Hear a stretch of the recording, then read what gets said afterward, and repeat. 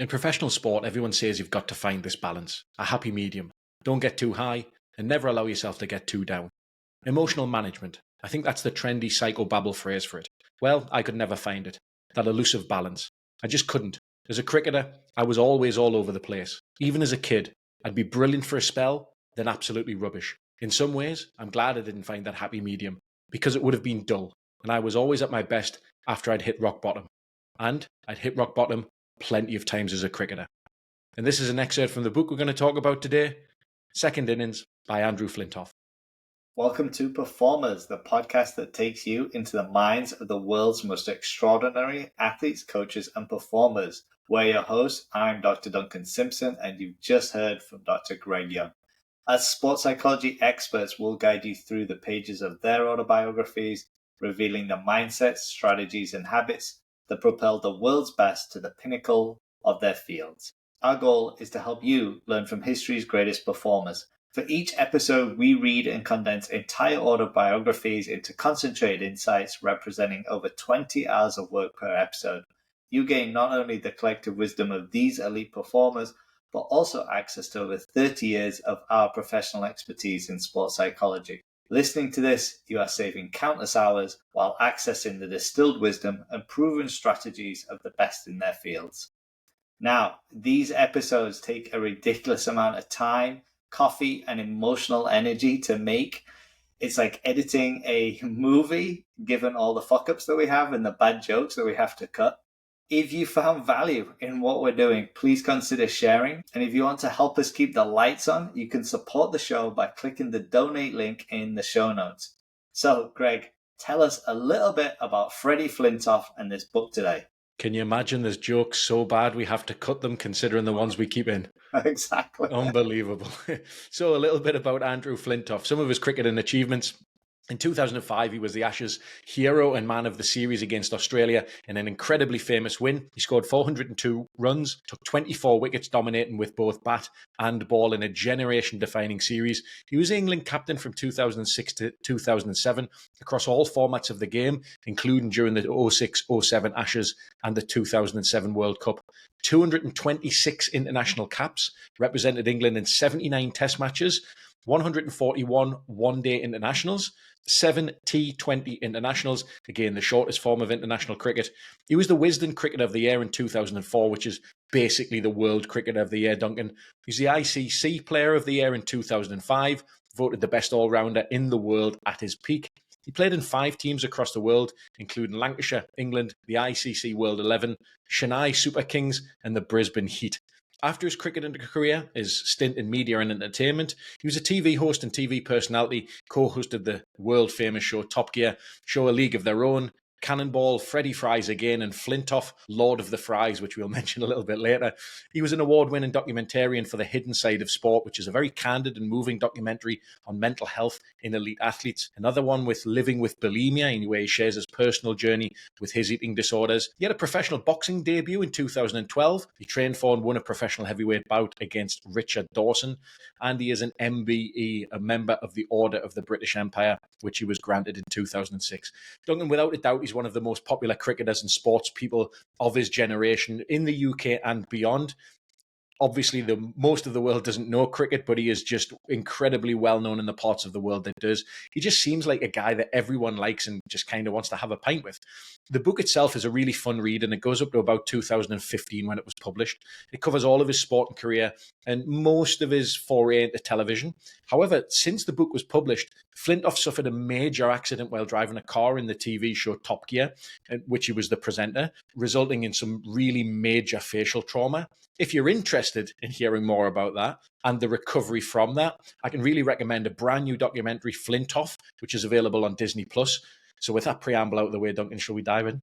So what you mean, if you like seeing people get hurt, go to Disney+. Yeah, that's pretty much it. Not everything's a Disney story, but yeah, this one turns out okay as well. So here's a little bit about his home life, growing up, and his parents. My mum worked at school. Sometimes I'd help her mop the classroom floor after school. She's very protective of her immediate family, perhaps a little too much at times. My dad was a plumber by trade, but worked on the factory floor for British Aerospace. Cricket equipment isn't cheap, and Dad worked hard for every penny. 12-hour shifts, days, nights. But we never went without. Dad is a gentle giant. There's an edge to him, but you rarely see it. His hands were covered in marks. If he cut himself or hit his thumb with a hammer, you'd never hear a word. When he hurt his back, he was in traction for 6 weeks. Still, made light of it. He just got on with it, and that rubbed off on me. It's not a criticism of my family at all, but it still isn't obvious to me where my ambition came from. With a lot of working class northern families, I think it comes down to, this is what I do, this is my life, and they're happy with it. They're not always searching for the next job or promotion. They can appreciate what they have. I respect that, but I'm wired a bit differently. Only now am I starting to enjoy the important things. Well, Greg, this isn't a dramatic origin story, is it? It's quiet. It's working class consistency. His dad didn't talk about toughness. He just kind of showed up when he was hurt and just kept working. No fuss, no drama. That kind of unspoken resilience, I think, probably rubbed off on Fred. What stands out is Flintoff's, what I'd call self-awareness. He says, I'm wired a bit differently. There's that common tension with high performers, balancing that deep appreciation for their roots and where they've come from with that itch to break out from their home life, wherever they grew up. You can honor where you're from without really being defined by it. He does have a very close connection to Preston, where he's from. And he says that growing up as a budding cricket player, even in Lancashire, where he's from, which is a real hotbed of the sport, he says it wasn't an easy thing to do. And he actually discussed the impact that this pursuit had on him as a youngster and some bullying at school that actually accompanied it. He said, we lived on the edge of 4 tough council estates. Cricket wasn't part of the culture. It was football all year round. Cricket was seen as the posh sport, and it pushed me to the outside of groups. Just getting through the day at school with my teeth intact was a challenge. So obviously Duncan, while this made his day to day really, really tough, it did have some benefits from outside of school. He says, outside school, cricket toughened me up quickly in other ways. My dad was captain of the second team at the local club. My older brother Chris and I were pushed around the boundary as babies. I played in an under-14s match when I was 6.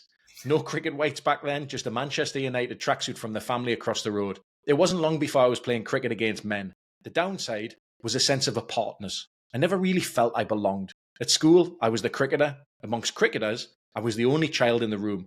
I was always unsure what people thought of me, what people would say about me when I wasn't around. That bothered me for a long time. Duncan, here we see a sort of a dual existence, perhaps, for Flintoff. One in school where he's an outsider because of cricket, and one, ironically, in cricket where he's seen as a child. So I think this is maybe a good moment for us to talk about the somewhat dual personality that Flintoff has as himself. Now, I've used the name Andrew, and you've used the name Fred or Freddie. And there's only probably a few people in the public eye that actually know him as Andrew. Most people know him as Fred or as Freddie. Really simple nickname. Andrew Flintoff becomes Fred Flintstone, becomes Fred Flintoff. But the role that this nickname actually played for him, I think it's a really interesting one. He considers Andrew to be more of a reflection of him as a person, quiet, introverted, kind of keeps himself to himself. Freddie is a character that was created from pretty much about the age of 15, and it's outgoing and it's loud. It's the life and soul of the party, someone that really, really loves the limelight. Now, he does say that he has doubts that he would have survived the rigors of professional sport if he didn't actually have that persona of Freddie to help him navigate that. An easy way to think of this is really considers Freddie to be Superman and Andrew is Clark Kent. It's really interesting, and we have seen this split before. That line between the real person and the performer, it's like there's a backstage version of them, and then when the lights go on, they show up on stage. A couple of the people I was thinking about, Andre Agassi hated tennis, but really played like a rock star. Ronnie O'Sullivan switched gears between that tortured genius and a laser-focused competitor. Sugar Ray Leonard really turned that charm into a weapon in the ring. He really talked about how Sugar Ray was also his downfall. That he was the womanizer, he was the alcoholic. Tony Hawk, he was the quiet, thoughtful guy who turned into a fearless machine on the skateboard. And then there's Will Smith, whose entire persona was to protect the kid who still felt like a coward. And then there's Prince, and Prince became Prince, as it were.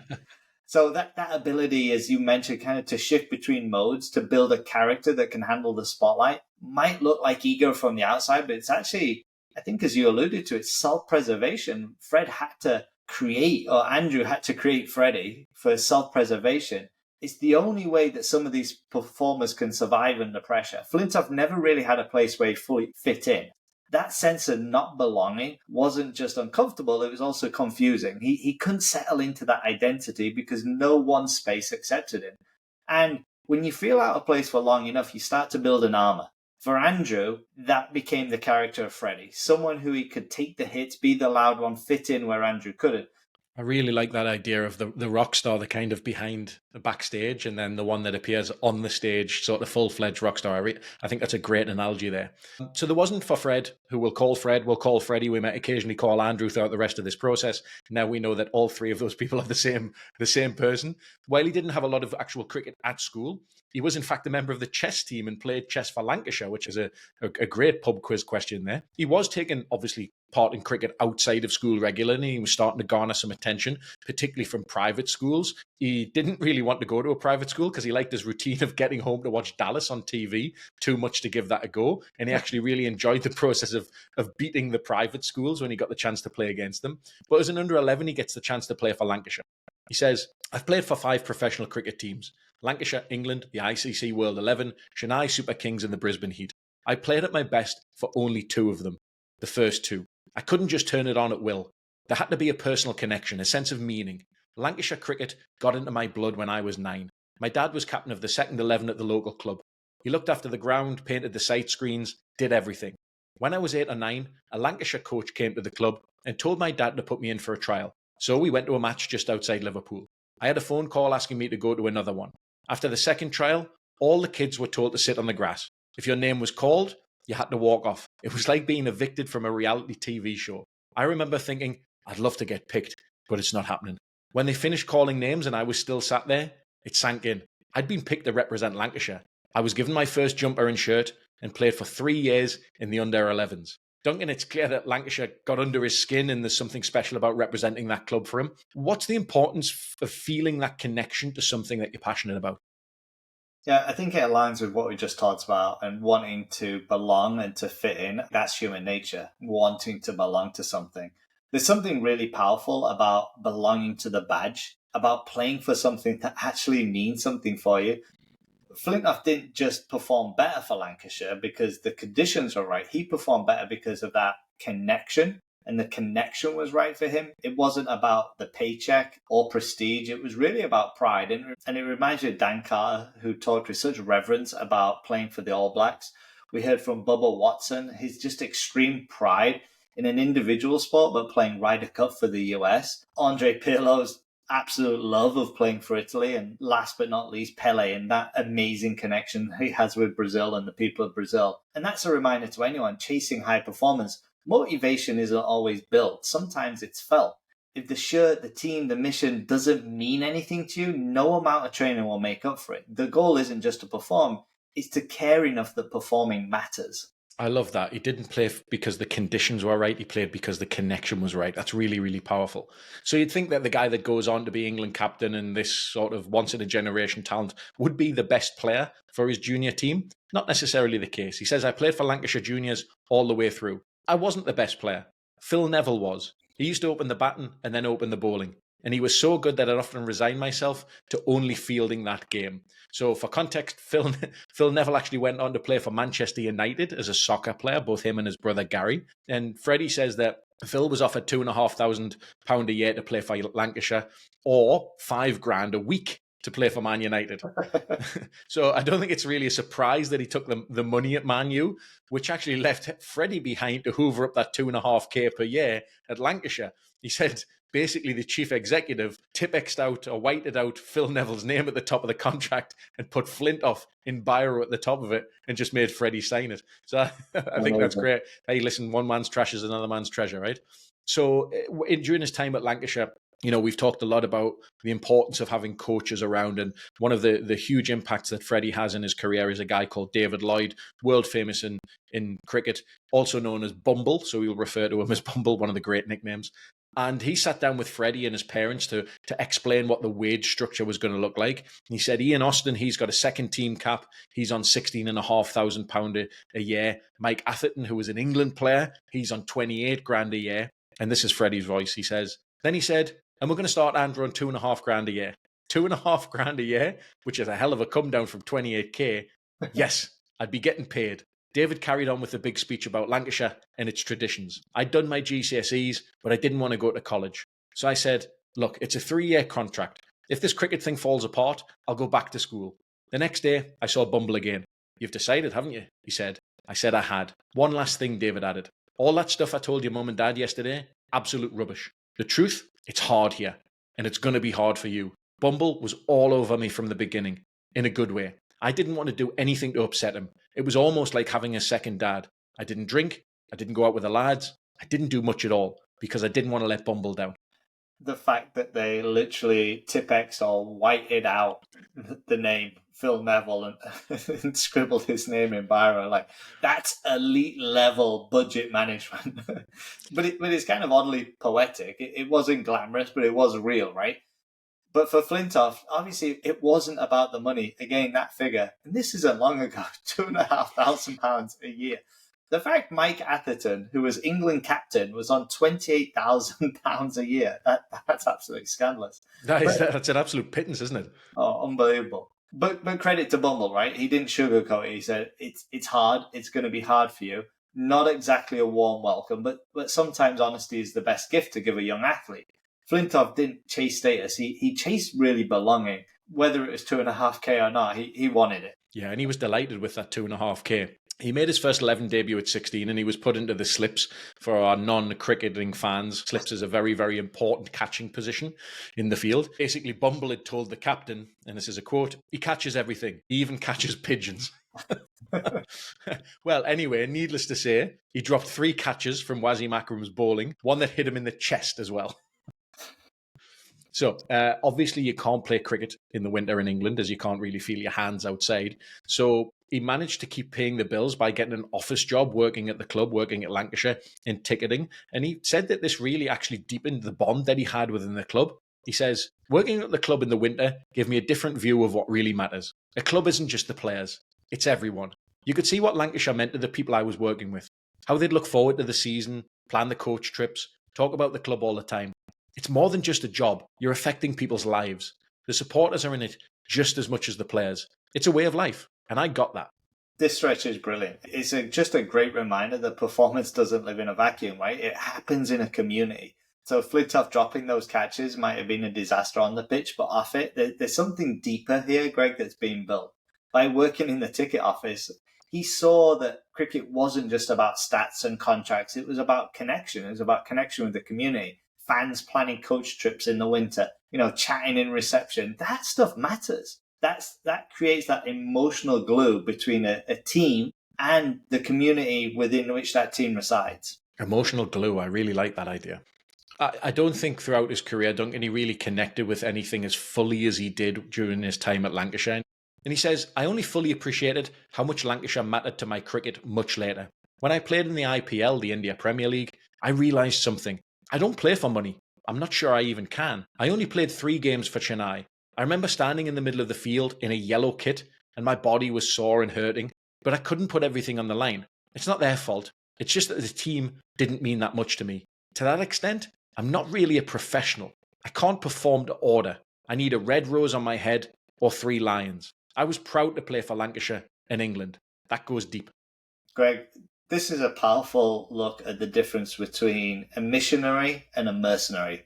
Flintoff wasn't built to chase paychecks. He needed purpose. He wore that red rose or the 3 lions. He wasn't just playing cricket. He was actually trying to represent something. And that connection pulled the best out of him. In contrast, when he played in the IPL, right? A yellow kit, sword, detached.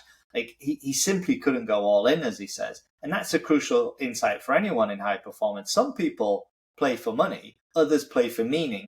And if you're the kind of performer that needs to feel something to give everything, you're a missionary. You need a cause, not just compensation. That's a great contrast. A missionary or a mercenary? What are you? Homework for our listeners to think about.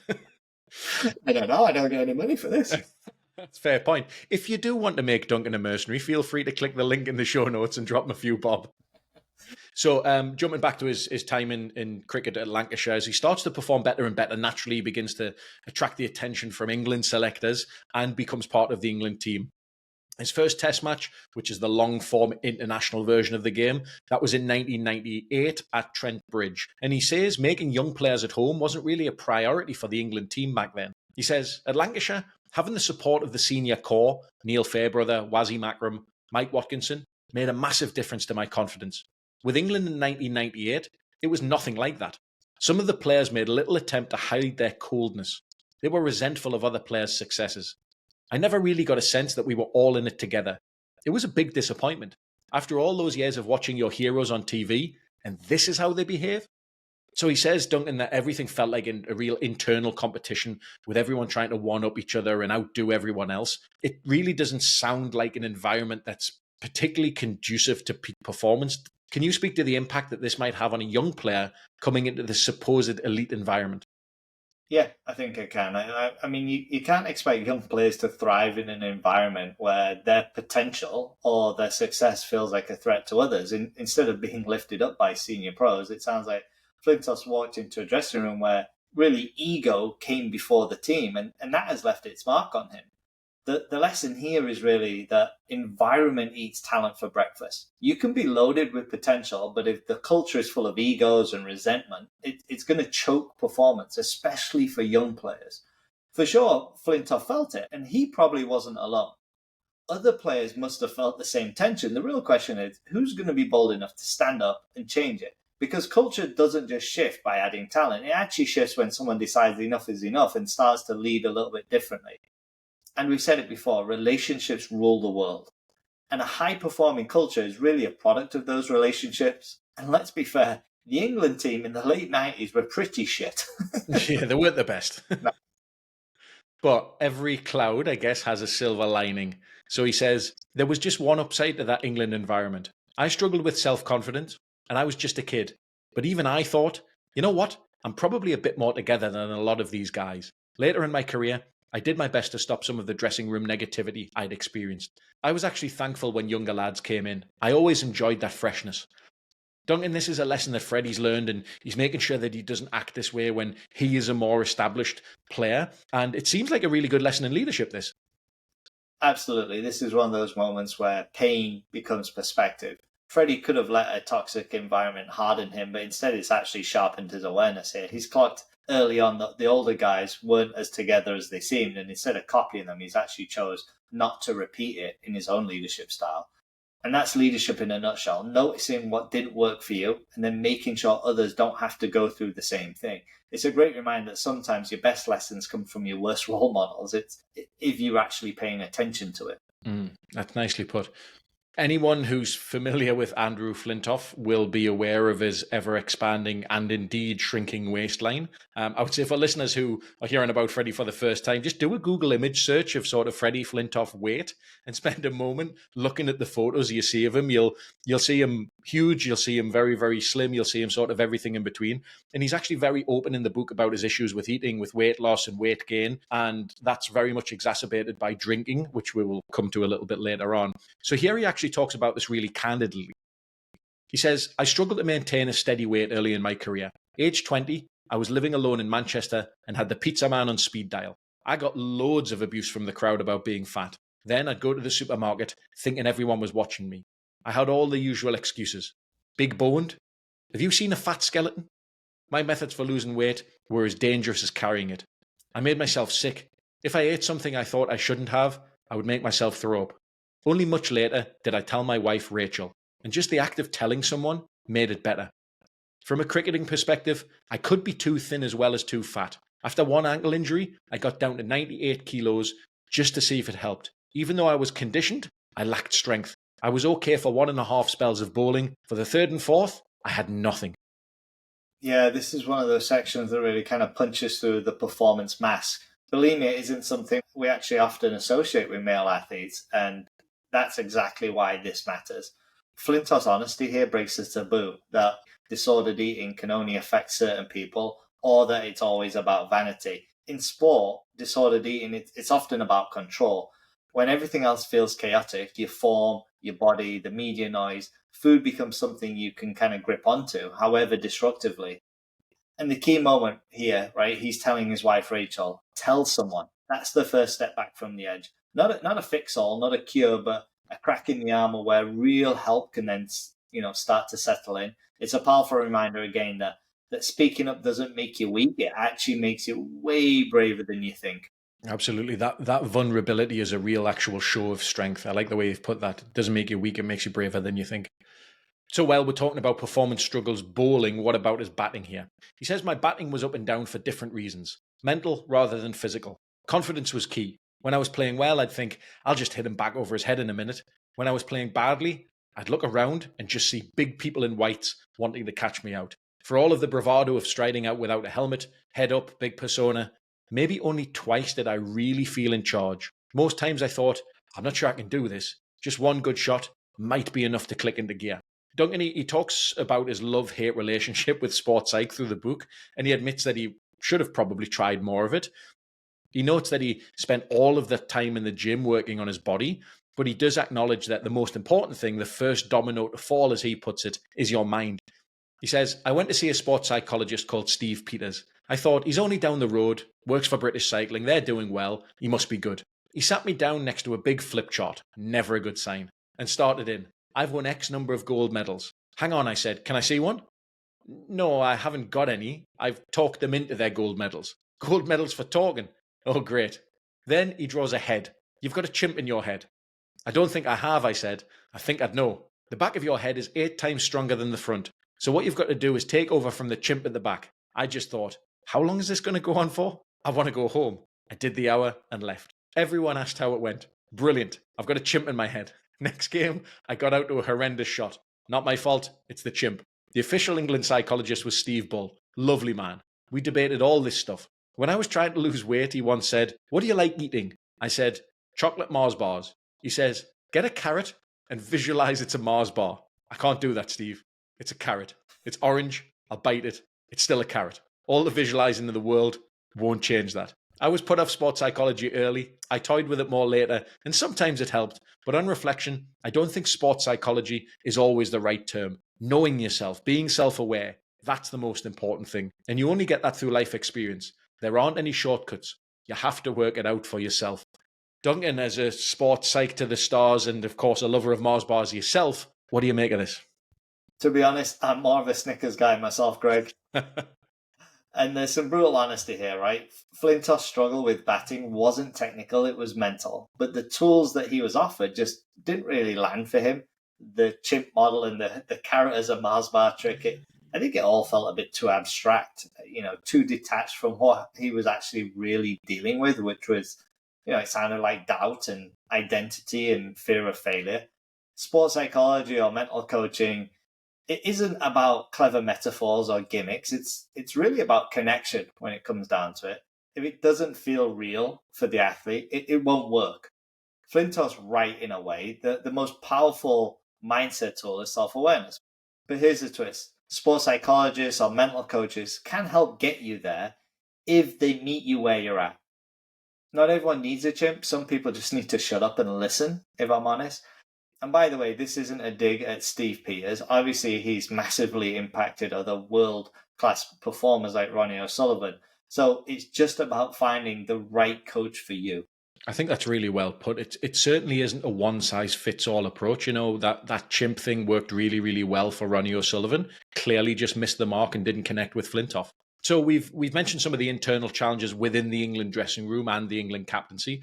As we discussed in the episode with Alistair Cook, hugely important role, and it's massively influential as a captain for England. You're also a selector as well. Flintoff didn't particularly like the captain Nasser Hussein's approach and was happy to have a breath of fresh air, Michael Vaughan, take the captaincy over in 2003. He says, Vaughan's influence gradually rippled through the side. Confidence grew. It started to feel like our side. When Graham Thorpe came back for that last test against South Africa, the vibe was clear. We're a set of young lads just having a crack. You've got to enjoy it too.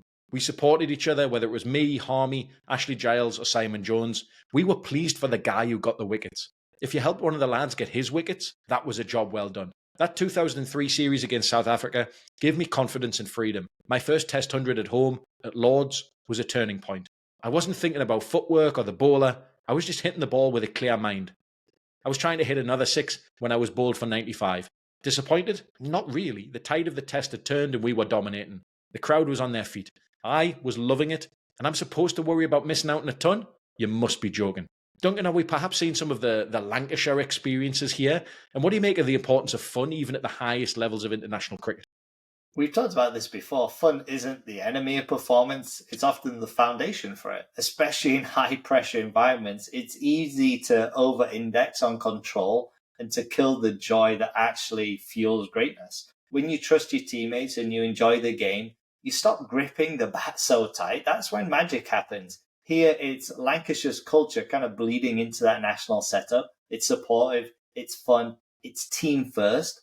Flintoff thrived in this space because it mirrored what he loved about the game in the first place, right? Camaraderie, there's a bit of freedom, there's a bit of joy. And when that's replaced that fear and formality, his performance clicked. Not coincidentally, so did England's. So he gets the individual benefit of it, but also the team gets the collective benefit as well. So as we mentioned in the past, the Ashes, and we talked about this in episode 21 with Alistair Cook, the Ashes is the most important event on the cricketing calendar. It's England versus Australia. This time, 2005, it's at home in England, and this is Freddie's Ashes debut. Before the first test of the 2005 Ashes, I was playing really well. I knew I was the big player in the team, and I know you get judged on performances against Australia. I'm usually good at shutting out pressure. I don't read newspapers, but something got into my system. I started saying, I've got to do this, I've got to do that. That was a voice I should never have listened to. We bowled first at Lords. I was out of control. My eyes had gone. I didn't know what I was doing and I couldn't stop it.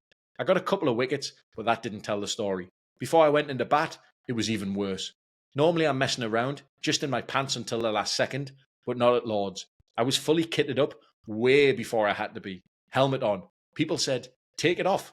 So I did. Then I put it straight on again. When the moment came, I went out and got a duck, which is no runs. It was a good ball from McGrath, nipped back and hit off stump. Second innings, same story. When I got back to the dressing room, I just sat there. It was almost a relief that the game was over. Not good, not me, or at least not the right me.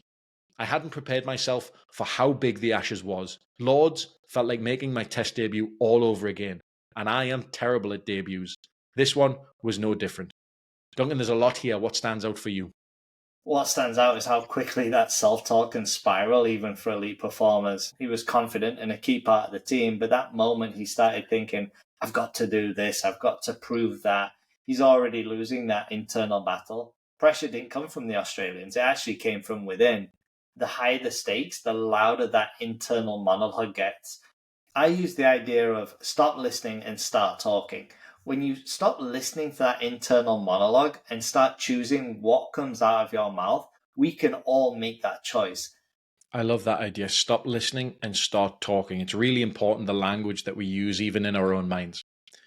So after a pretty poor personal performance, you'd imagine that the next step is, let's get back to the nets, let's double down on practice, really fine-tune, perfect your technique. Not quite. After that first test, I had to sort out my mind.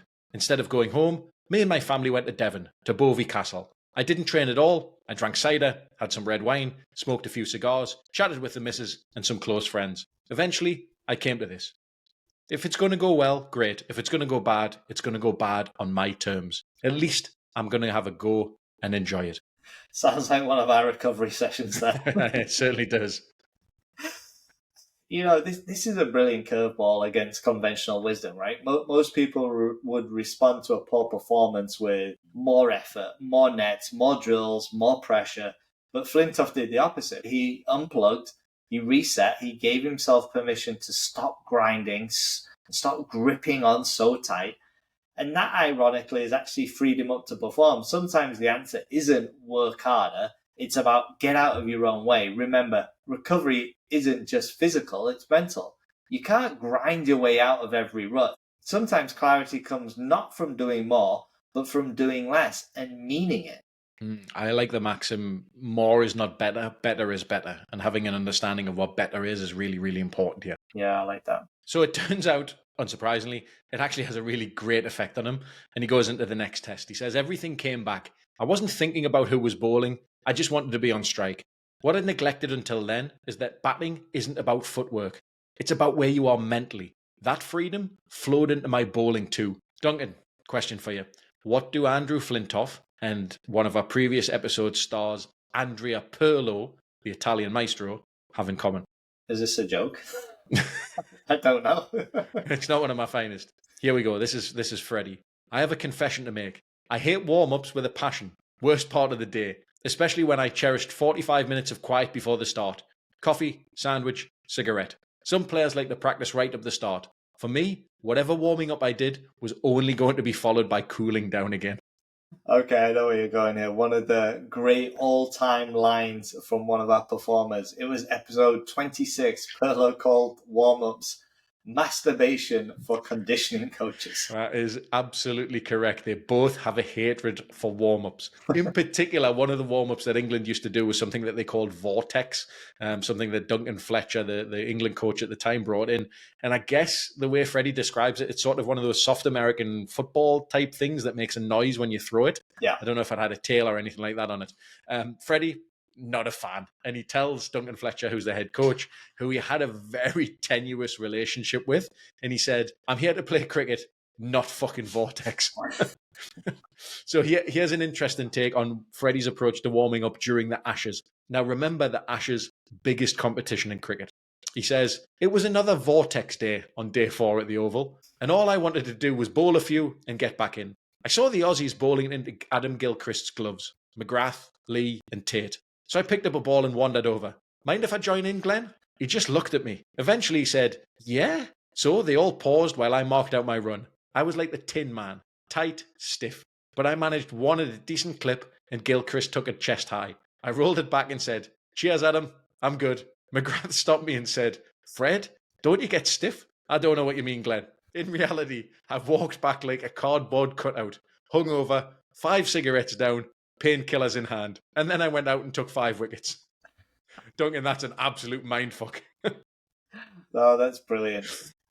You know, this isn't just confidence, it's actually really ballsy, right? Imagine walking into the opposition's warm-up. And by the way, not just any opposition. For those who are not cricketing aficionados, which I'd imagine quite a few of you listening are not, Glenn McGrath, Lee, Gilchrist, they're absolute legends of the game.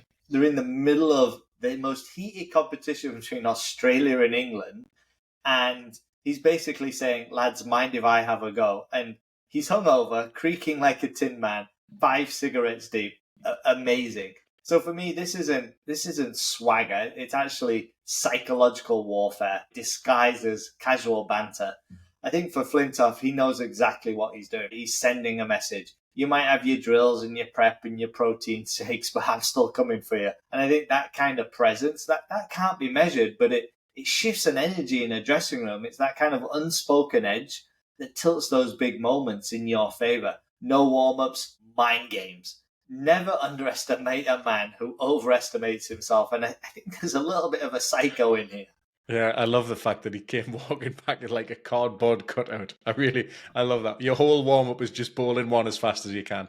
So it works. And let's talk a little bit about winning feels like for Freddie. He says, when we went out for those few days with the Ashes safe, Harmy bowled at the speed of light. He was flying and the ball was rearing. I stood at slip and looked around. Everyone was bouncing, running on the spot. It was like your body was full of this force and you couldn't get it out. It felt like nerves, but we weren't nervous. We'd won. Nervous with joy? Maybe that's what ecstasy feels like, jumping around like an idiot.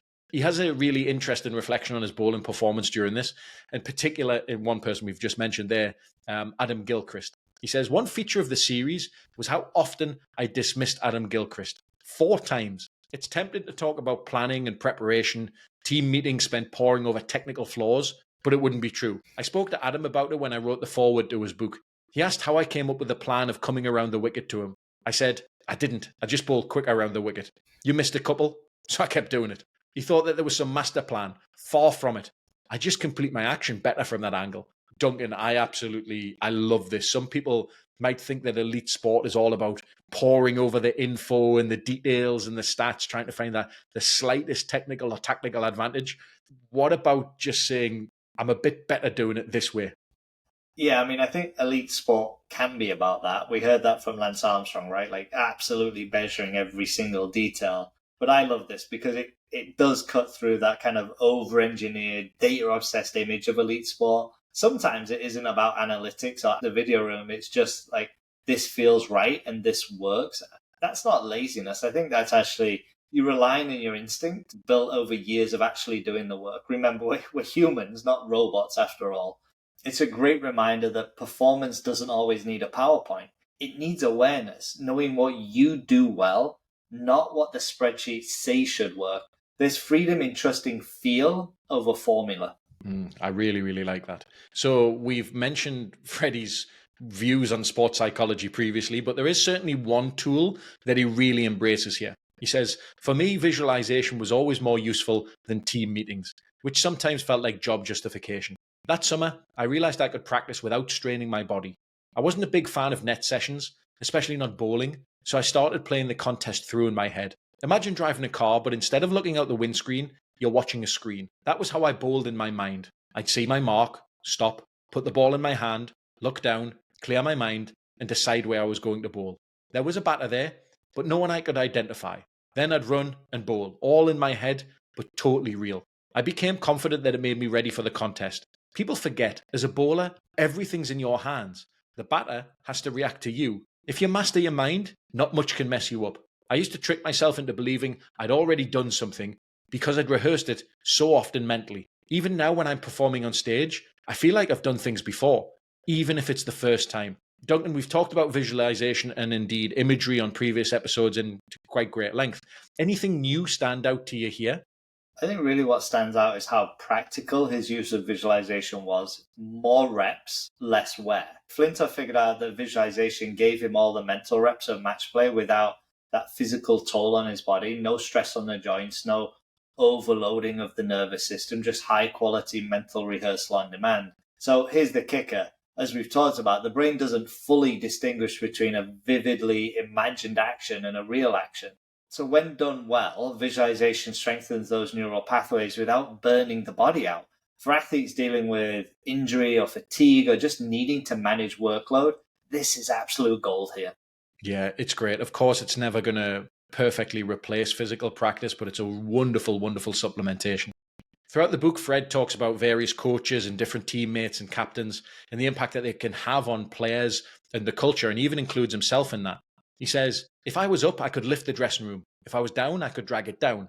Looking back, I see how much I affected team mood. I probably needed more help than most. That's part of the coach's job, understanding players, helping them through the bad times.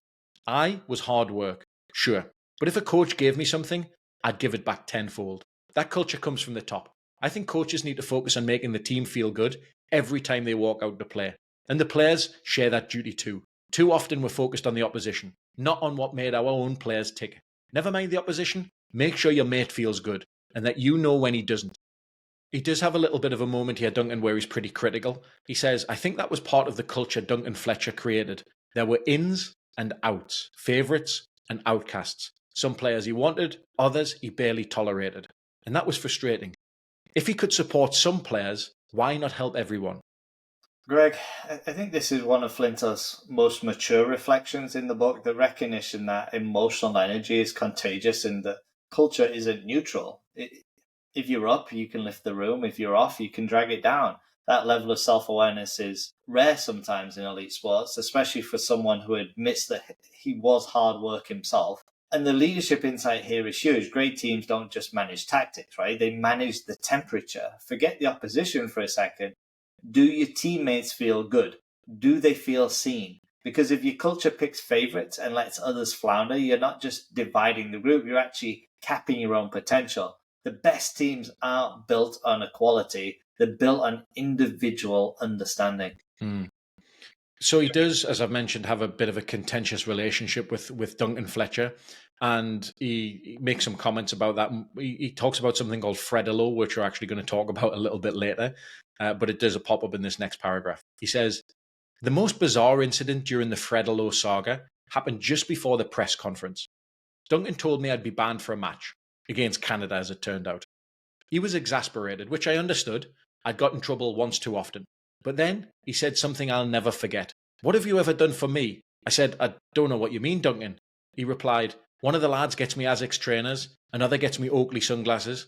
What have you ever done for me? I was staggered. I'm being banned by England here, and we're talking about shoes? Yeah, this is just This is just really strange from the coach here, isn't it? It's bonkers. I don't really like that sort of quid pro quo type approach here from Duncan Fletcher. I think he got the right of reply in his book. Certainly a little bit of tension between the two. So Freddie's named captain for the 2007 Ashes series, which, to make an understatement, is an absolute shambles. Australia won all of the test matches to hand England a 5-0 defeat, which was the worst in 86 years. And that wasn't the only thing that happened in 2007 to Freddie. One of the things he's well known to, as I teased you with a moment ago, is the Fredolo incident. Basically, during the 2007 World Cup, after a night out, he got exceptionally drunk, which was often his wont. So he's decided to go and see England legend Ian Botham. And he'd actually heard that Ian Botham was staying off the coast of Barbados, where the tournament was being held, in a boat. So what he does is he decides to take a pedalo. I'm assuming a pedalo is known as a pedalo in America, Duncan?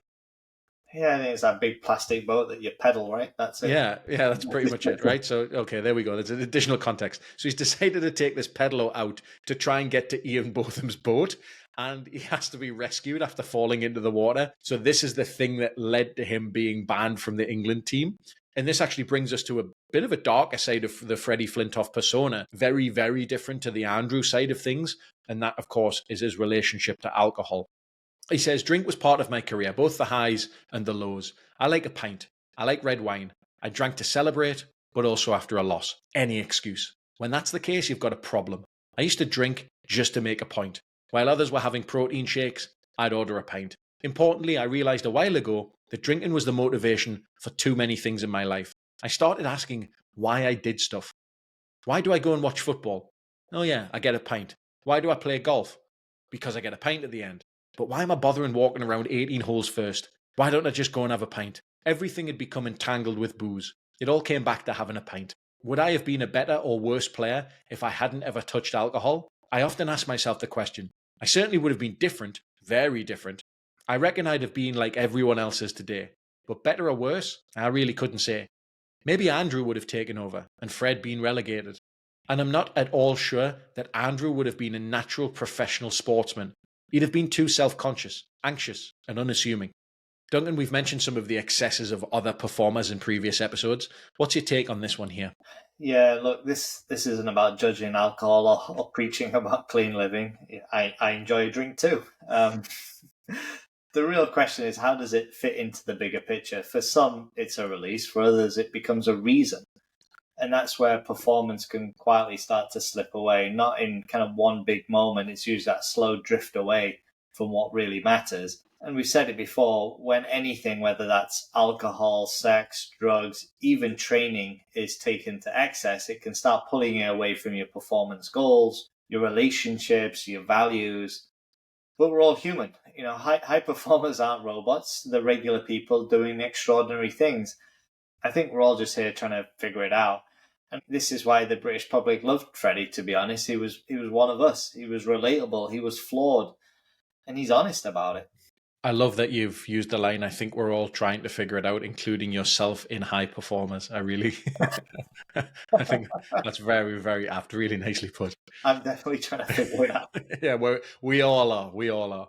So alcohol, big part of Freddie's life. And unfortunately, another big part of Freddie's career was injuries. He was plagued with knee injuries, ankle injuries that required multiple operations and that really did actually diminish his time on the field. There's a fine line to navigate here. And he decides to play in the 2009 Ashes series, despite a string of ankle and knee surgeries going into it. He says, I lived on two stimulants, the psychological need to find my limits and painkillers.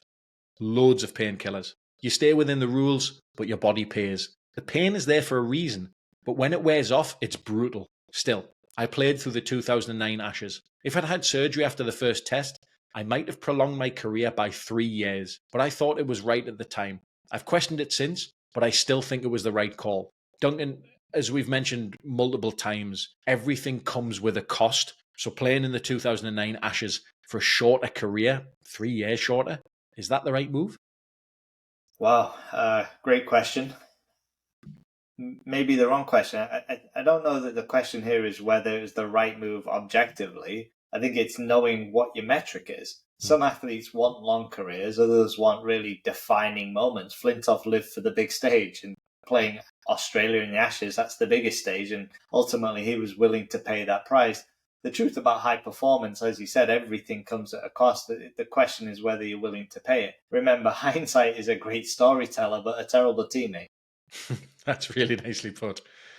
Despite all of the pain in this test series, he actually performs pretty wonderfully, bowling a 5-4, which is getting five wickets in one innings. But he does end up retiring after this at the age of 31. And here's a line I'd love your take on here. He says, "As a man, I was still young. As a sportsman, I was very old. My body wore out before I'd grown up. Duncan, as a man, I'm very young. As a sportsman, I'm very old." That hits pretty hard. I feel very old and very old, but I think it's the brutal truth a lot of elite performers face.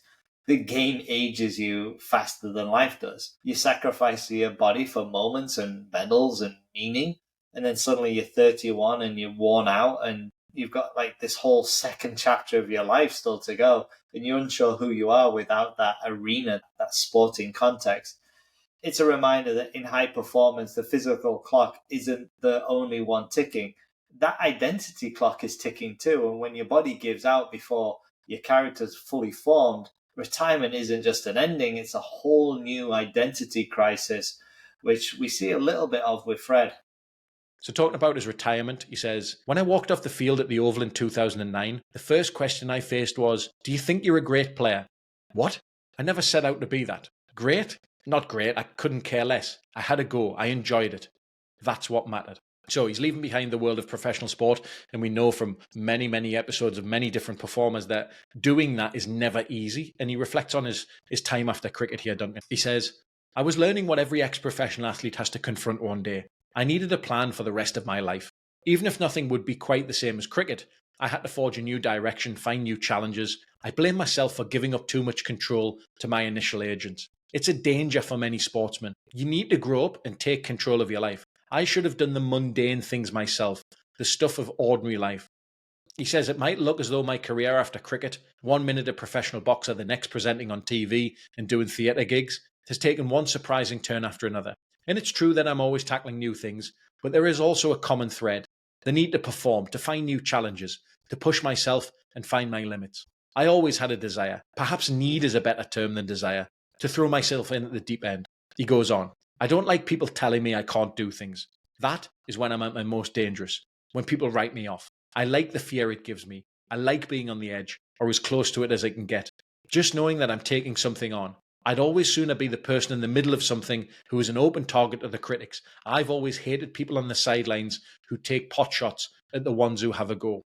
So Duncan, his journey in the world of television sort of followed this thread too. He was constantly challenging himself, really putting himself into literally physically dangerous situations. So shows like Flintoff versus the World, Alone in the Wild, and Freddie Flintoff Goes Wild gives you some indication. He was also prominent on UK Sport and panel show A League of Their Own for several series, but he also talks about the programming that he's the most proud of, being The Hidden Side of Sport, which is a documentary that he made for the BBC about depression, which for him was very much a passion project with no real fixed narrative. He wanted to listen to other people who'd had mental health issues.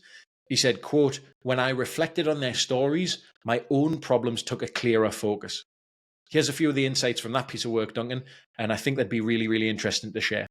One of the interviewees was the boxer Ricky Hatton. "Our careers were peaking at the same time around Manchester.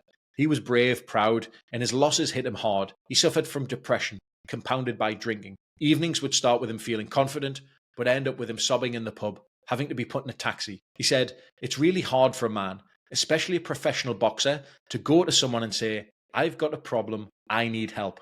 I told Ricky Hatton about something that happened during the 2006-2007 Ashes. We were 3-0 down by Christmas. On Christmas Eve, I'd had a few drinks with my dad, and as he was leaving, I broke down. I kept saying, "I'm sorry I've let you down. I tried my best. I can't give any more." He started crying too. That period knocked me hard. I came back, but only to a degree. I was never quite the same player. Making The Hidden Side of Sport, I hadn't expected to open up so much. Talking to Steve Harmison was like therapy.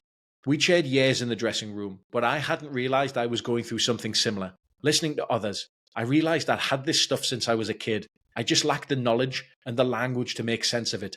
Depression doesn't always strike when you expect it. Sometimes you're at your lowest and you're fine. Then, when things are going well, it hits out of nowhere. Greg, let me jump in here. Just because someone looks fine, confident, successful, even happy, doesn't mean they're not carrying something. We've talked about that before. Depression doesn't always follow the scoreboard. It can hit in a slump, or it can actually hit right after a win. So the real shift in performance culture has to be check in and not just check in on stats.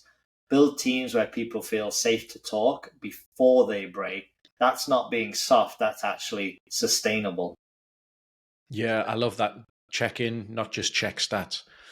So after his his foray into the TV, he's got a little bit of a competitive itch again. I think he thinks he's got a little bit of unfinished business when it comes to sport. So he actually starts to train quite seriously in boxing in 2013. He ends up having a professional fight against his opponent, Richard Dawson, who's from America. He's a guy who'd been a debt collector, who'd been shot 4 times and actually served time for grievous bodily harm. And Freddie's take on it is, what's going on? I used to play cricket. We wore white and had sandwiches every 2 hours, which is quite the contrast to Richard Dawson. He has the boxing match. It's actually filmed as part of a series and on TV, and he goes on to win on points.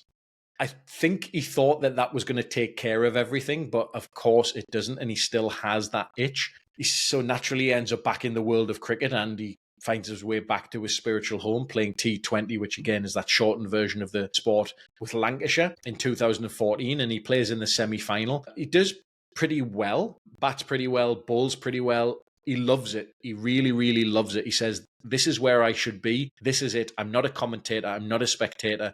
I'm not a captain on League of Their Own. I'm not anything apart from a cricketer. That's what I am. That's what I do. And I think that's really, really powerful. They go on to make the grand final. He doesn't bowl up to his standard, but he is a little bit better with the bat. He comes in to bat at number 9. And unfortunately, Lancashire go on to lose the final. And he reflects a little bit on that loss. He says the worst thing about it wasn't the losing. It was that the game had ended. I was loving it. Out in the middle at Edgbaston, somewhere I'd loved playing in my prime. It was just how it should be, how it used to be. Lost in playing cricket.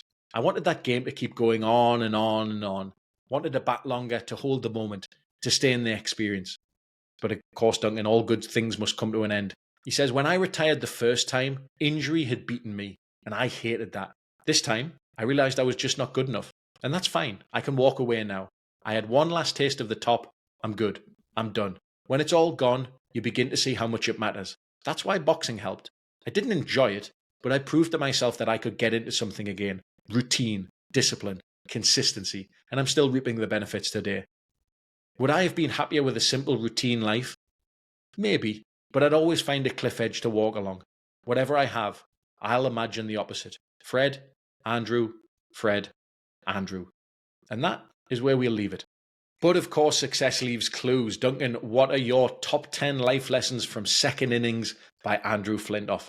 My top 10 life lessons. Number 1, emotion can be fuel. You don't have to be balanced to be brilliant. Use your emotions as energy. And he says, I was always at my best after I hit rock bottom. Number 2, belonging isn't a requirement for greatness. Feeling like an outsider can be your edge. Among cricketers, I was the only child in the room. I never really felt like I belonged. Number 3, playing for meaning, not money. When the shirt matters, so does performance. He says, I needed a red rose on my head or 3 lions. I was proud to play for Lancashire in England. That goes deep. Number 4, presence beats planning. True performance happens in the moment, not the spreadsheet. And he says, the only thing that matters is the next ball. Number 5, know yourself before you perform. Peak performance starts with self-awareness, not technique. He says, knowing yourself, being self-aware, that's the most important thing. And you only get that through life experience. Number 6, let joy lead. Sometimes fun is the best strategy. We're all a set of young lads just having a crack. You've got to enjoy it too. Number 7, your flaws aren't fatal. Acknowledge your imperfections and then get on with it. And he says, I'm not the same man. You can't pretend you're still that working class kid. I'll never fully fit in anywhere. Number 8, keep throwing yourself in at the deep end. Growth lives where comfort dies. There's this common thread, the need to perform, to find new challenges, to push myself and find my limits. Number 9, serve the team, not the ego. Leadership means knowing what your teammates need, not what you want to give them. He says, make sure you know when your mate feels good and that you know when he doesn't. And number 10, comfort never taught me anything. Growth lives on an edge, not in a routine. He says, I'll always find a cliff edge to walk along. Whatever I have, I'll imagine the opposite. Duncan, that's a great list there, but of course, there's always two sides to the same coin. So, what are your top 10 things to avoid from Second Innings by Andrew Flintoff? My top 10 things to avoid. Number 1, chasing balance at the expense of passion. Trying to be steady when you're built to burn. He says that elusive balance, that would have been dull. Number 2, confusing confidence with silence. Suffering alone when support could save you. He says, I couldn't look people in the eye. Couldn't speak to teammates, fans, even family. Number 3, overthinking instead of competing. Letting your head get in the way of your hands. Batting isn't about footwork, it's about where you are mentally. Number 4, measuring success in stats alone. Letting numbers blind you to what actually matters. And he says, I wasn't thinking about footwork or the bowler, I was just hitting the ball with a clear mind. Number 5, pretending to be a pro if you're not. Playing roles that don't fit, even if they pay well. He says, to that extent, I'm not really a professional. I can't perform to order.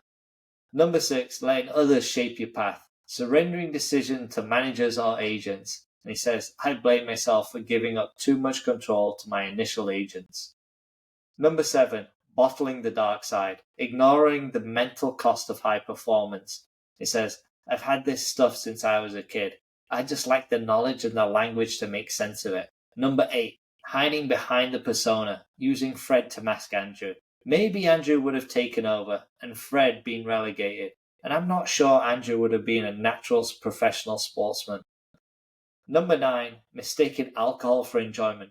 Building your habits around escape instead of joy. Everything had become entangled with booze. It all came back to having a pint.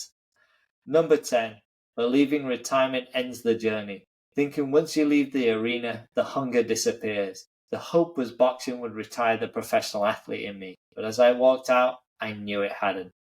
Thank you so much for joining myself and Greg on this episode. If you're still with us, you cricketing aficionados, if you enjoyed the episode, please consider supporting the show by clicking the link in the show notes, or at least share this amazing podcast with people you know. See you next time on Performers.